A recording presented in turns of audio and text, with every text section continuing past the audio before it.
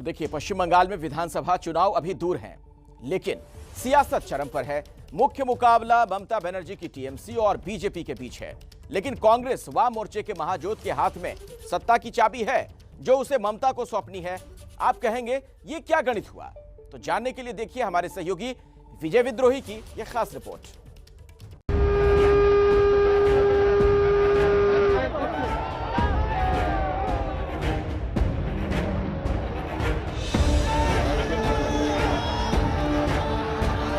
हमारा सोनार बांग्ला कहां गुम हो गया?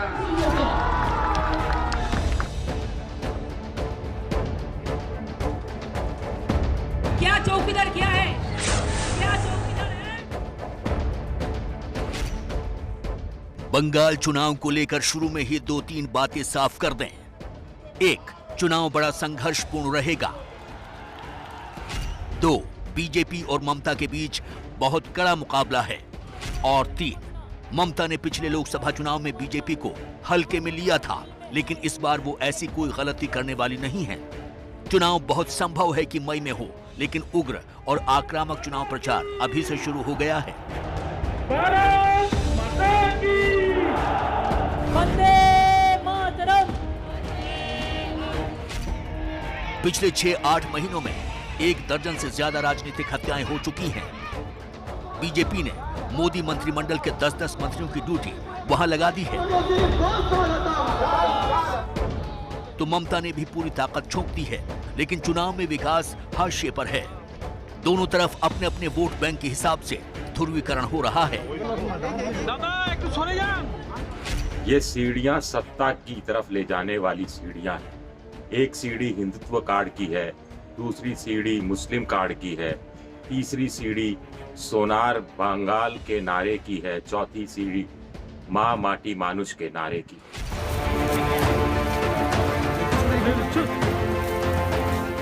ममता बनर्जी को लग रहा है कि 9 जिलों की 180 सीटें सत्ता की सीढ़ी का काम कर सकती हैं। ये वो जिले हैं जहां मुस्लिम आबादी 20% से ज्यादा है और फिर ममता की पार्टी की जमीनी पकड़ बहुत ज्यादा मजबूत है। ये जिले हैं मुर्शिदाबाद, 24 नॉर्थ परगना, हुगली, नादिया, साउथ 24 परगना, बर्धमान, पश्चिमी मिदनापुर, पूर्वी मिदनापुर और हावड़ा। इसके अलावा मालदा, दिनाजपुर जैसे जिले हैं जहां मुस्लिम आबादी हिंदुओं से ज्यादा है। कुल मिलाकर ममता के सियासी तर्कश में 2 तीर बचे हैं। करीब 30% मुस्लिम वोट और कूच बिहार, उत्तरी बंगाल में बीजेपी का संगठन के लिहाज से कमजोर होना। यहां ममता को यह नहीं भूलना चाहिए कि बीजेपी ने 2016 के विधानसभा चुनाव से लेकर 2019 के लोकसभा चुनाव के 3 सालों में लंबी छलांग लगाई है। 2016 में करीब 10% वोट और 6 सीट, लेकिन 2019 में 40% से ज्यादा वोट और 18 लोकसभा सीटें, जिन्हें विधानसभा में बदले तो 121 सीटें। ऐसे में क्या ममता का 9 बनाम 180 का फॉर्मूला चलेगा? तृणमूल कांग्रेस रिजल्ट अच्छा ही होगा, 200 का प्लस सीट होगा, तृणमूल कांग्रेस में मिल जाएगा। अब देख लीजिए, लास्ट 2016 में तो बोला है जो गवर्नमेंट नहीं होगा, तो अब देखा है तो हम लोग सिंगल पार्टी हम लोग इलेक्शन किया है, 211 सीट मिला है हमको, इस साल भी मिलेगा। आज क्यों बोल रही है स्ट्रैटेजिस्ट कि 30% मेरा फिक्स डिपॉजिट है? ममता दी क्यों ये तुष्टीकरण का राजनीति कर रही है? इस बार जनता बदलाव लाएगी, कुछ भारी नहीं पड़ना है। मुसलमान भाई लोग हो, माइनॉरिटी भाई लोग हो, जो है हिंदू भाई लोग हो, सब मिलके जो भी देशवासी हो भाजपा को क्षमता में लाएगी बंगाल में। तृणमूल का जो एंटी इनकम्बेंसी फैक्टर है, ये जितना तरीके से कटमनी इधर उधर तोलाब जो सब किया ना, गंदा काम किया जो तृणमूल कांग्रेस का बेस वाकर ने, इसका जो नेगेटिव इफेक्ट है, ये आदमी लोग कहाँ जाएंगे? पहले ये लोग चिंतन किया हम लोग बीजेपी में चले जाएंगे। अभी जब हम लोग इकट्ठे हो गया लेफ्ट एंड कांग्रेस, वो लोग का ध्यान में आ गया हम लोग ये लेफ्ट एंड कांग्रेस के साथ चले जाऊंगा। बीजेपी और कांग्रेस को लगता है कि ममता फॉर्मूला नहीं चलेगा, लेकिन हमें ये बात ध्यान रखनी होगी कि ममता और बीजेपी के बीच अभी भी 3% वोट का अंतर है। इस अंतर को पाटना इतना आसान नहीं, क्योंकि पिछले 10 सालों से ममता का वोट 43-44% के नीचे नहीं आया है। बीजेपी को जितना भी बढ़ा हुआ वोट मिला है वो वाम दलों और कांग्रेस के खाते से मिला है, खासतौर से वाम दलों से। इसीलिए वहां नारा दिया जा रहा है, वाम से राम का, वाम यानी वाम मोर्चा। यानी बीजेपी ममता के वोट बैंक में सेंध लगाने में कामयाब नहीं हुई है। बीजेपी के तरकश में हिंदुत्व और राष्ट्रवाद के तीर हैं, जिसे चलाकर वो ममता की सियासी लंका जीतना चाहती है।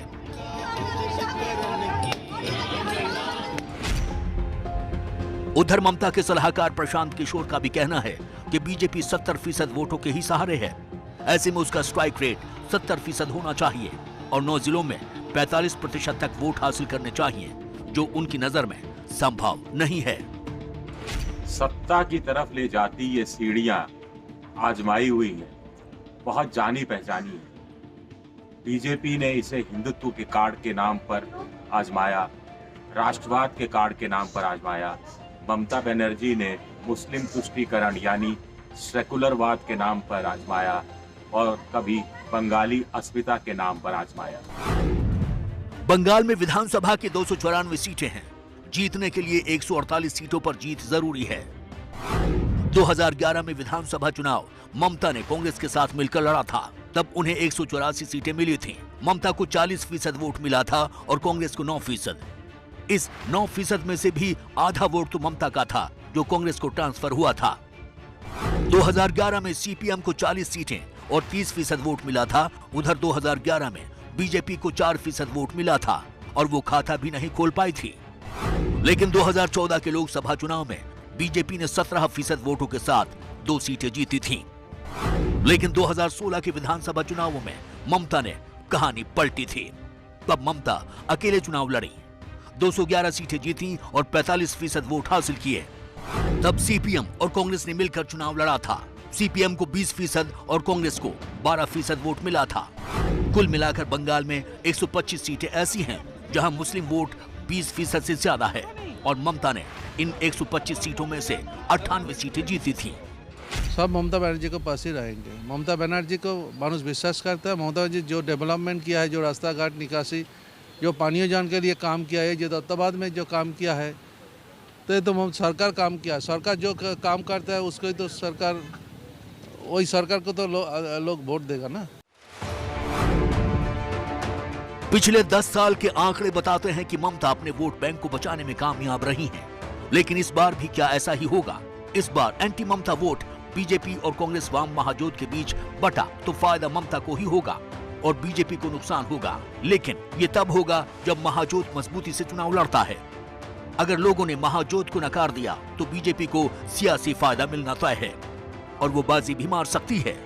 अब ये वोट बटेगा या नहीं बटेगा, इसे लेकर सभी दलों के अपने अपने दावे हैं।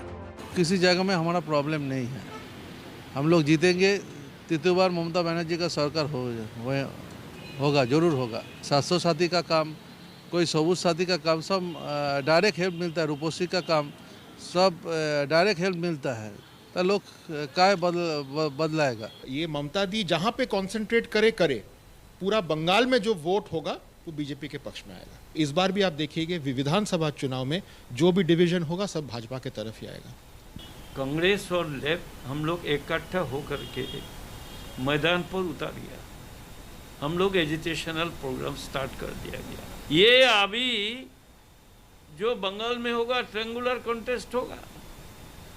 इसको बीजेपी के हम लोग भी इसको थोड़ा घायल करेंगे, तृणमूल को भी घायल करेंगे।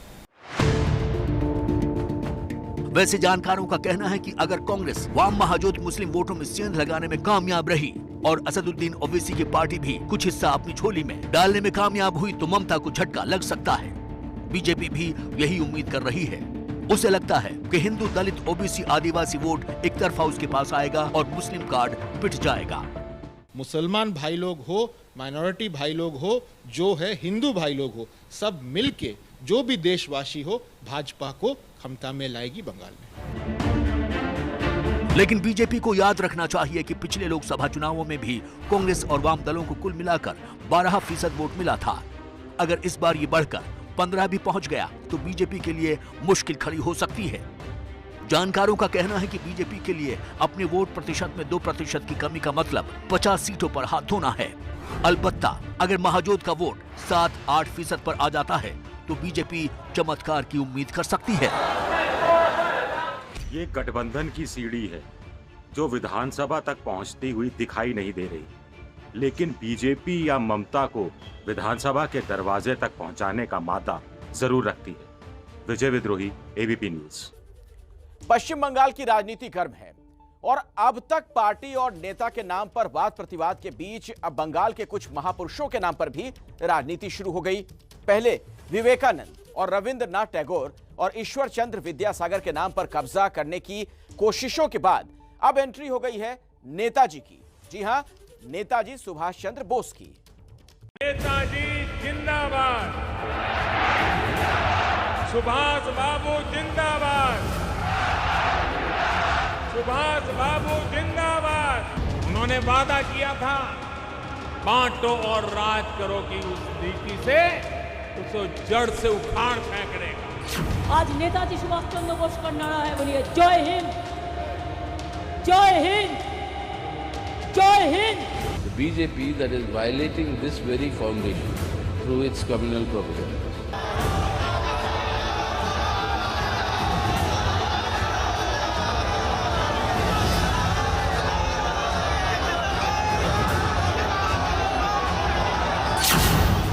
बंगाल की राजनीति बदल रही है। बंगाल के राजनीतिक रंग पर अब पूरे देश की नजर है। हाल ही में शिवसेना के मुखपत्र सामना के संपादकीय में लिखा गया था कि बीजेपी को हराने के लिए सारे राजनीतिक पार्टियों को एक साथ आना जरूरी है। भारत माता की, भारत माता की। इसी से मिलती हुई बंगाल में एक के बाद एक 3 घटनाएं हुई। सुभाष चंद्र बोस की 125वीं जयंती में बीजेपी को न्योता नहीं। केंद्र सरकार ने भी अलग से सुभाष चंद्र बोस की 125वीं जयंती मनाने की बात की। लेफ्ट और कांग्रेस ने की विधानसभा में ममता को बहुमत साबित करने की मांग। कहने को तो ये तीनों घटनाएं अलग अलग है, लेकिन इन तीनों घटनाओं में समानता इस बात की है कि जो कुछ भी हो रहा है उसका सीधा वास्ता जुड़ रहा है पश्चिम बंगाल में होने वाले चुनावों से। पहले विवेकानंद, फिर ईश्वर चंद्र विद्यासागर और उसके बाद रविन्द्रनाथ ठाकुर के नाम पर बंगाल की राजनीति गर्म हुई। अब इस बार नेताजी सुभाष चंद्र बोस के नाम पर भी बंगाल की राजनीति ऐसी दिशा पकड़ सकती है जिसका अंदाजा पहले नहीं था। नेताजी के 125वें जन्मदिवस समारोह को पूरे देश भर में मनाने के लिए कमेटी बनाई गई है और इस कमेटी में बीजेपी को छोड़कर तृणमूल कांग्रेस और कांग्रेस के नेताओं को जगह मिली है। शामिल नहीं किया गया है तो सिर्फ बीजेपी के किसी नेता को। आखिर क्यों? इंडिया को स्वाधीन करने का समय में जो लड़ाई चलते रही हिंदुस्तान में, वो लड़ाई में बीजेपी कहां पर था? बीजेपी का रोल तो था वहां पर ब्रिटिश के साथ हाथ मिला करके हमारा हिंदुस्तान में जो पेट्रियोटिक लोग आए, ये लोगों को साथ, ये लोग का खिलाफ का लिए काम किया ब्रिटिश के साथ मिल करके। तो मामला साफ है, बंगाल में चुनाव से पहले कहीं न कहीं बीजेपी के खिलाफ एकजुट होने का प्रयास कर रही हैं तीनों पार्टियां। सबका यह सोच है, सबका यह बिलीफ है कि जो लोग एक्चुअल पैट्रियट था, जो लोग देश के लिए अपना बलिदान दिया, महात्मा गांधी हो, नेताजी सुभाष चंद्र बोस हो, उनके लिए अगर कोई कुछ करेगा तो ममता बनर्जी करेंगी, और अगर उनका आइडियोलॉजी का खिलाफ कोई है या कोई पॉलिटिकल पार्टी है तो भारतीय जनता पार्टी है। चुनाव में भले ही तृणमूल कांग्रेस और सीपीएम के गठबंधन की कोई संभावना ना हो, लेकिन ये माना जा रहा है कि चुनाव से पहले कोई आपसी समीकरण पर जरूर काम कर सकती है ये तीनों पार्टियां। आपको बता देते हैं कि नेताजी के नाम पर चलने वाली लेफ्ट पार्टी फॉरवर्ड ब्लॉक की ओर से सबको बुलाया गया था, लेकिन जिस आग्रह के साथ तृणमूल कांग्रेस इसमें शामिल हो रही है उससे तो ये बात सामने आ रही है कि 2021 के विधानसभा चुनाव में सीपीएम को अपनी दुश्मन नहीं मान रही है टीएमसी। हालांकि सीपीएम के कैडर में इससे कंफ्यूजन जरूर हो सकता है, क्योंकि पिछले कई सालों में टीएमसी सत्ता में आने के बाद जमीनी स्तर पर लेफ्ट के कार्यकर्ता अलग अलग जिलों में हमले का शिकार हुए हैं और सीपीएम के बड़े नेता भी इस लाइन पर विस्पर कैंपेन करते रहे हैं, पहले राम बाद में वाम। मतलब पहले बंगाल की राजनीति में तृणमूल को हटाओ और बीजेपी को लाओ, बाद में सीपीएम फिर से सत्ता में आएगी। लेकिन अब इस कार्यक्रम के बाद राजनीतिक समीकरण कुछ अलग ही मोड़ ले सकती है बंगाल की राजनीति में। सीपीआईएम और कांग्रेस लोग इसको ठुकरा चुके हैं, चाहे लाख कोशिश कर ले, ये लोग इस चुनाव में साइडलाइन का बाहर रहेंगे। भारतीय जनता पार्टी और तृणमूल का बीच का ये लड़ाई है। पश्चिम बंगाल की राजनीति पूर्व से पूरा ध्रुवीकृत है और इस लड़ाई में तृणमूल कांग्रेस हारेगी और 200 से ज्यादा सीट लेकर के भारतीय जनता पार्टी 2021 में सरकार बनाएंगे। It is the left which can take up effectively the BJP, and because the left was there, so long as the Trinamool government has not come into power, BJP could not make inroad in West Bengal politics. इसी बीच मोदी सरकार ने नेताजी की 125वीं जयंती को मनाने के लिए एक उच्च स्तरीय समिति का गठन करने का निर्णय लिया है। उच्च स्तरीय समिति की अध्यक्षता करेंगे केंद्रीय गृह मंत्री अमित शाह। इस वर्ष को श्रद्धांजलि वर्ष के रूप में आयोजित किया जा रहा है और भारत के स्वतंत्रता संग्राम में नेताजी के महान योगदान के लिए आभार के रूप में मनाया जाएगा। नेताजी सुभाष चंद्र बोस के बारे में बोलते हुए प्रधानमंत्री नरेंद्र मोदी ने कहा था, भारत हमेशा सुभाष चंद्र बोस के प्रति उनकी बहादुरी और उपनिवेशवाद का विरोध करने में अमिट योगदान के लिए आभारी रहेगा। वो एक ऐसे शूरवीर थे जिन्होंने हर एक भारतीय को ये सुनिश्चित करने के लिए प्रतिबद्ध किया कि वो सम्मान का जीवन जीते हैं। सुभाष बाबू अपनी बौद्धिक कुशलता और संगठनात्मक कौशल के लिए भी जाने जाते थे। हम उनके आदर्शों को पूरा करने और एक मजबूत भारत बनाने के लिए प्रतिबद्ध हैं। साथियों, जब आजादी के नायकों की बात आती है तो नेताजी सुभाष चंद्र बोस का नाम हमें गौरव से भर देता है, नई ऊर्जा से भर देता है। आजाद हिंद सरकार के पहले प्रधानमंत्री सुभाष बाबू ने अंडमान की इस धरती को भारत की आजादी की संकल्प भूमि बनाया था, जिसके बाद आजाद हिंद फौज ने यहां आजादी का तिरंगा फहराया था। हाल के दिनों में भारत सरकार ने नेताजी सुभाष चंद्र बोस की अनमोल विरासत को संरक्षित करने की दिशा में कई कदम उठाए हैं। लाल किले नई दिल्ली में नेताजी पर एक संग्रहालय स्थापित किया गया है, जिसका उद्घाटन 23 जनवरी 2019 को प्रधानमंत्री द्वारा ही किया गया था। ऐतिहासिक विक्टोरिया मेमोरियल भवन कोलकाता में एक स्थायी प्रदर्शनी और नेताजी पर एक लाइट एंड साउंड शो की स्थापना की योजना बनाई गई है। यहाँ गौर करने वाली बात यह है कि 2014 में देश के प्रधानमंत्री बनने के कुछ महीनों बाद ही प्रधानमंत्री मोदी ने सुभाष चंद्र बोस के वंशजों से मुलाकात की थी। उनके साथ गर्मजोशी दिखाते हुए सुभाष चंद्र बोस से जुड़ी कई फाइल्स को डीक्लासिफाई करने पर चर्चा भी की थी। नेताजी के पोते चंद्रा कुमार बोस बीजेपी के उपाध्यक्ष भी हैं। Prime Minister on the 22nd of August, requesting him to conduct a DNA test of the ashes kept at the Renkoji temple in Japan. That would give a very clear picture as to what happened to Subhash Chandra Bose after 18th August 1945. इसी बीच अचानक बंगाल विधानसभा में विश्वास मत की मांग कर रही है कांग्रेस और सीपीएम। गुरुवार को बंगाल विधानसभा में विपक्ष के नेता कांग्रेस के अब्दुल मन्नान और सीपीएम के वरिष्ठ नेता सुजन चक्रवर्ती ने कहा है कि फिलहाल बंगाल में एक ऐसी राजनीतिक माहौल है जो कि भ्रम की स्थिति पैदा कर रही है, क्योंकि टीएमसी से कई नेता विधायक बीजेपी में शामिल हो चुके हैं और अपने विधायक पद भी बरकरार रखे हैं। और सुनने में यह आ रही है कि आने वाले दिनों में भी कई टीएमसी नेता बीजेपी में शामिल हो सकते हैं। ऐसे में यह देखना जरूरी है कि टीएमसी के पास जरूरी नंबर्स है कि नहीं। पश्चिम बंगाल में वामपंथी और कांग्रेस नेता का भले ही कोई मोर्चा हो, अलायंस हो, लेकिन इनका जो समर्थक और कैडर है वो ममता बनर्जी सरकार से नाराज है। वामपंथी तो यहाँ तक कह दिया कि बीजेपी को हराना है तो पहले ममता को हराना है। तो इसलिए जो इनका प्रायोरिटी ममता को हराना हो गया है। ये जो संदेश अगर इनका कैडर बेस, वोटर बेस में जाएंगे तो वो वोटर वोट तो जरूर भाजपा को ही देंगे।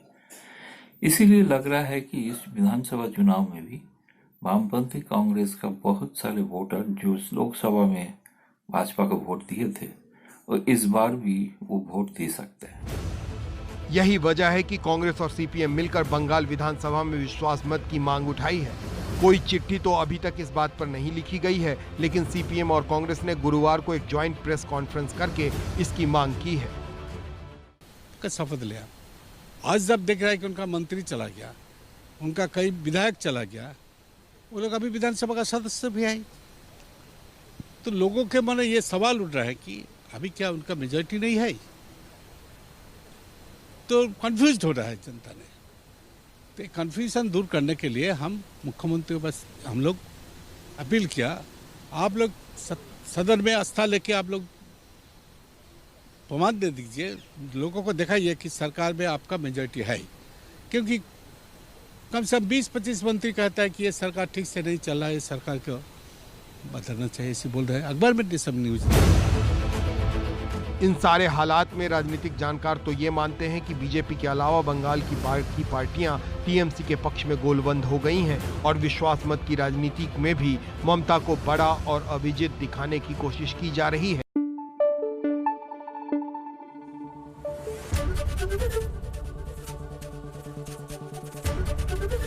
एबीपी न्यूज आपको रखे आगे।